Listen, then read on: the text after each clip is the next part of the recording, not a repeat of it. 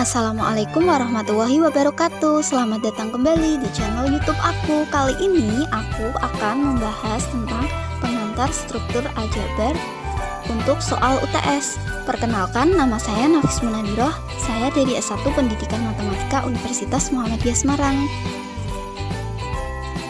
Yuk kita saksikan soal dan pembahasannya.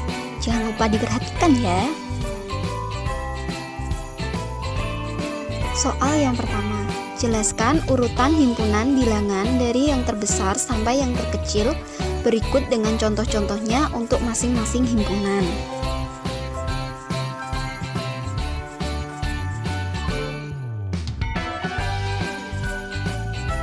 Pembahasan yang pertama, urutan bilangan terbesar ke terkecil ada diagramnya. Yang pertama, bilangan kompleks adalah bilangan yang anggotanya A plus BI, contohnya 2-3I, 8 plus 2I. Yang kedua, bilangan real adalah himpunan bilangan berupa gabungan antara bilangan rasional dan bilangan irasional, contohnya 0, 1, 1/4, 2/3, akar 2, akar 5. Yang ketiga, bilangan imajiner adalah bilangan I atau satuan imajiner di mana I merupakan contoh lambang bilangan dari yang bersifat I kuadrat sama dengan negatif 1.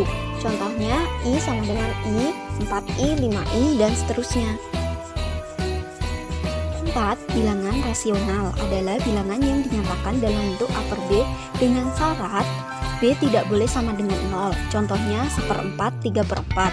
Yang kelima, bilangan irasional adalah himpunan bilangan yang tidak dapat dinyatakan dalam bentuk pecahan.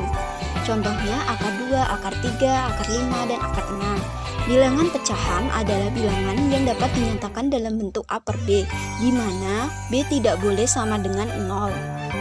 A disebut pembilang dan B disebut penyebut. Contohnya 1/3, 2/3, 1/8.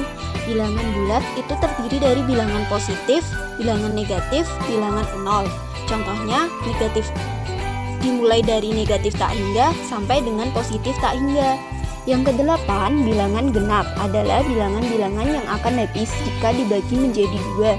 Contohnya 2, 4, 6, 8, 10, 12. Bilangan ganjil adalah bilangan yang jika dibagi 2 maka akan tersisa 1. Contohnya -3, -1, 1, 3, 5. Bilangan prima adalah bilangan yang tidak dapat dibagi oleh bilangan lainnya kecuali bilangan itu sendiri dan 1. Contohnya 2, 3, 5, 7, 11, 13, 17. Bilangan komposit adalah bilangan asli yang lebih besar dari 1 tapi bukan termasuk dalam bilangan prima. Contohnya 4, 6, 8, 9, 10, dan seterusnya.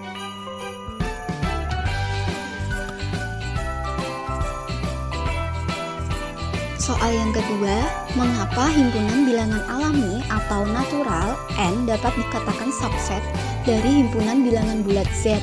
Berikan ilustrasi contohnya.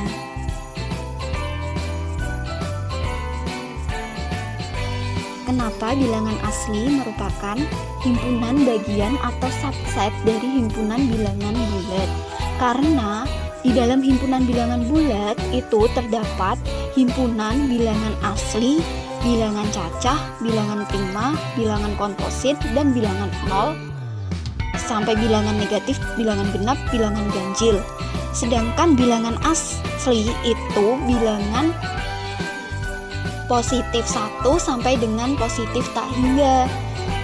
Dan positif 1 sampai dengan positif tak hingga itu berada di dalam bilangan bulat. Seperti itu.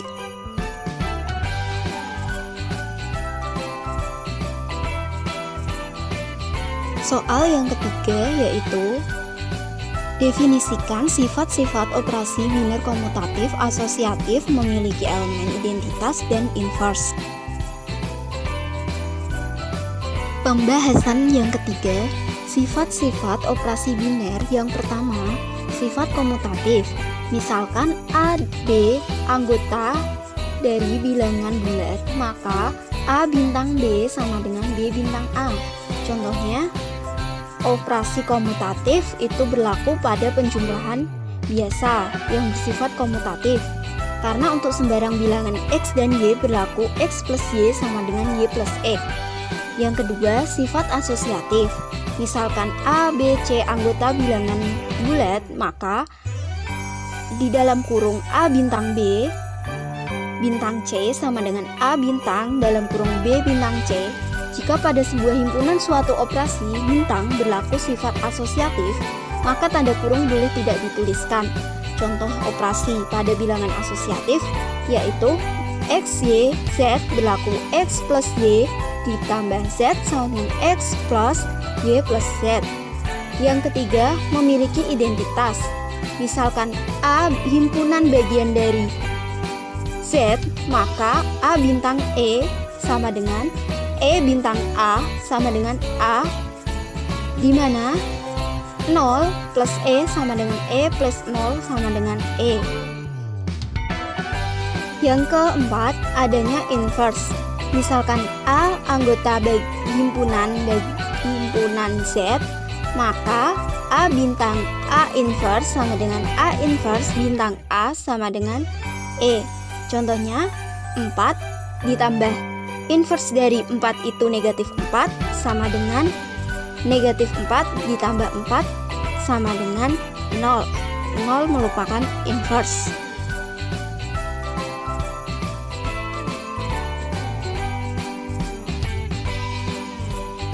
Soal yang keempat, berikan satu contoh soal tentang grup dan jelaskan sifat-sifat tertutup, asosiatif, memiliki elemen identitas, memuat elemen inverse yang memenuhi grup dari contoh soal tersebut.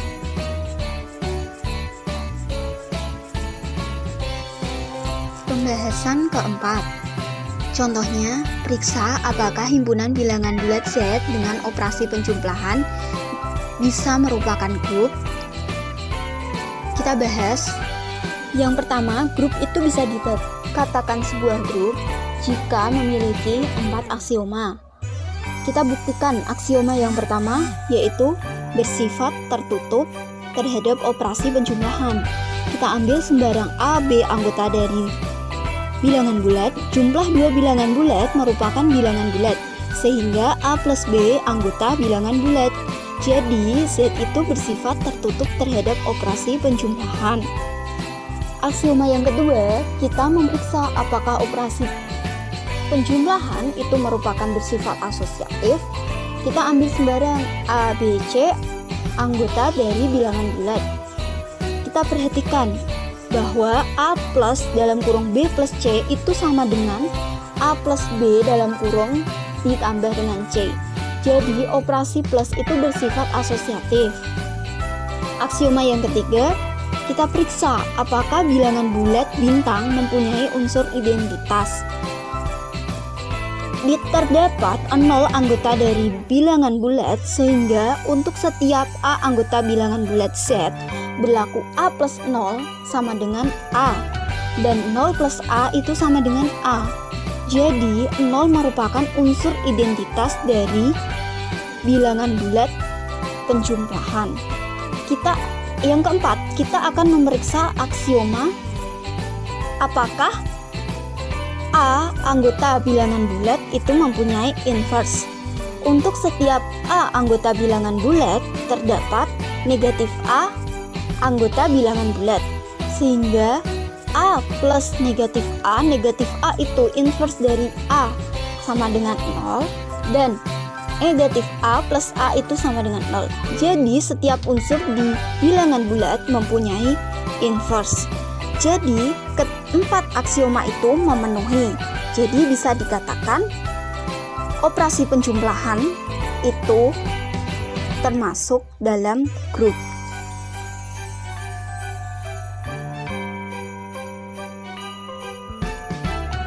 Terima kasih telah menyaksikan. Semoga apa yang saya sampaikan dapat bermanfaat bagi kita semua. Wassalamualaikum warahmatullahi wabarakatuh. Yuk gabung bersama kami di Pendidikan Matematika Universitas Muhammadiyah Semarang.